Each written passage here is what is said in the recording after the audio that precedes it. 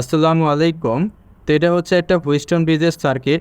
তো নর্মাল ওয়েতে কিন্তু এর তুল্যরোধ বের করা অনেক কঠিন, অর্থাৎ আমরা যে নর্মাল ওয়ে সিরিজ বা প্যারালাল যেটা শিখেছিলাম ওইভাবে কিন্তু এটা তুল্যরোধ বের করা যাবে না। এটা তুল্যরোধ খুব সহজে বের করা যাবে যদি আমরা ডেল্টা ওয়াই ট্রান্সফরমেশন শিখি তাহলে। তো ডেল্টা ওয়াই ট্রান্সফরমেশনটা কি, খেয়াল করে দেখুন যে বাম পাশের এই অংশটাকে সেটা ডেল্টার মতো দেখতে, তাই না? আমি এটাকে একটু যে এই পাশে লিখেছি, এই দেখুন বাম পাশের এই অংশটাকে আমি জাস্ট এইখানে লিখেছি। এখন সামহাও যদি আমি ডেল্টাকে এরকম ওয়াই রূপে কনভার্ট করতে পারি বা ওয়াই শেপে কনভার্ট করতে পারি, তাহলেই কিন্তু এই সার্কিটটা সলভ করা অনেক ইজি হয়ে যাবে।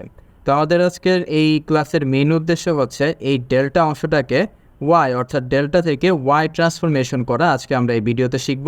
তারপর এটা ওখানে বসিয়ে দিলে দেখবেন ইজিলি সার্কিটটা সলভ হয়ে যাবে।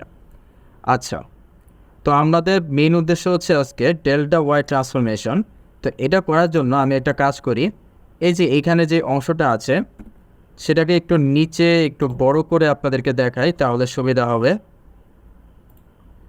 তো এই হচ্ছে আমাদের সেই ডেল্টা, এবং মাঝখানে আমি ওয়াইটাকে আঁকবো। এই যে এখানে যে ওয়াইটা আছে এটাকে আমি মাঝখানে আঁকবো। তো এই হচ্ছে ওয়াই কানেকশন, মানে ওয়াইয়ের শেপটা। আমি ধরলাম যে এই রোডটা হচ্ছে R1 আর এটা R2 এবং বাকিটা হচ্ছে R3। ধরলাম এটা R2 এবং এটা হচ্ছে R3। তো এখন আমাদের প্রথমে R1 বের করতে হবে। একটু মন দিয়ে খেয়াল করো, সূত্রটা খুবই ইজি। প্রথমে আপনি R1 বের করার সময় নিচে সবগুলো যোগ দিয়ে দিবেন। একইভাবে R2 এবং R3 বের করার সময়ও আপনি নিচে সবগুলো রোধ যা আছে তা যোগ দিয়ে দিবেন। আচ্ছা, এরপর কি করবেন খেয়াল করে দেখুন তো, যে এই যে R1-এর সাথে 2 এবং 4 আছে, তাই না? 6 ওহম তো বিপরীত পাশে আছে, বাট R1-এর সাথে 2 এবং 4 আছে, তাই এখানে 2 এবং 4 আপনি গুণ দিয়ে দিবেন। তারপর আপনি যখন R2 বের করবেন তখন দেখুন R2 এর সাথে কারা কারা আছে, দেখুন 2 আর 6 আছে, 4 তো তার বিপরীত পাশে আছে, তাই আপনি 2 এবং 6 এখানে গুণ দিবেন। একইভাবে আপনি যদি R3 বের করতে চান তাহলে যে 6 আর 4 গুণ দিবেন, কারণ 6 আর 4 R3 এর সাথেই আছে। এখন আপনি যদি আনসার বের করেন তাহলে দেখবেন আসবে ক্যালকুলেটরে R1 2/3, তারপর R2 আসবে হচ্ছে 1 এবং R3 আসবে 2 ওহম। তো দেখুন আপনি কিন্তু কানেকশন দিয়ে ফেলেছেন, আপনি কিন্তু ট্রান্সফরমেশন করে ফেলেছেন, এই ডেল্টাকে আপনি ওয়াই কনভার্ট করে ফেলেছেন। এখন আপনি জাস্ট কী করবেন, যেখানে ডেল্টা আছে মেইন সার্কিটে সেইখানে একটা ওয়াই বসিয়ে দিবেন। তো চলুন আমরা একটা কাজ করি, এই সার্কিটটাকে আবার এই জায়গায় রিড্র করি। যেখানে ডেল্টা আছে জাস্ট সেখানে আমরা ওয়াই বসিয়ে দিই। এই যে খেয়াল করে দেখুন, এটা হচ্ছে ওয়াই, এই ডেল্টার বদলে আমরা ওয়াই লিখেছি। আর আমাদের রোধগুলো কী কী ছিল, R1 ছিল হচ্ছে 2/3 ওহম,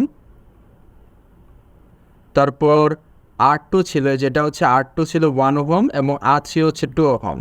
তাহলে এটা ছিল হচ্ছে 1 ওহম আর এটা হচ্ছে 2 ওহম, তাই না?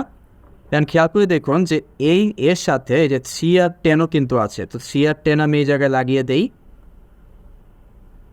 এই তো 3 ওহম আর 10 ওহম, আর তার সাথে একটা 50 ভোল্টের ব্যাটারি আছে। এখন খেয়াল করে দেখো তো, এই সার্কিটটা বের করা কি খুবই ইজি না? এই সার্কিটে কি এই 1 আর 3 সমান্তরালে আছে, 2 আর 10 সমান্তরালে আছে, তার সাথে 2/3 কি সিরিজে আছে। তাহলে আমরা খুব সহজেই কিন্তু এর তুল্য রোধটা বের করে ফেলতে পারি। কীভাবে? 1 আর 3 প্রথমত সিরিজে আছে, 2 আর 10 প্রথমত সিরিজে আছে, তারপর উপরের অংশটুকু আর নিচের অংশটুকু সমান্তরালে আছে, তার পুরোটার সাথে 2/3 আবার সিরিজে আছে। তো আপনি যদি এটাকে ক্যালকুলেটরে করেন তাহলে দেখবেন আনসার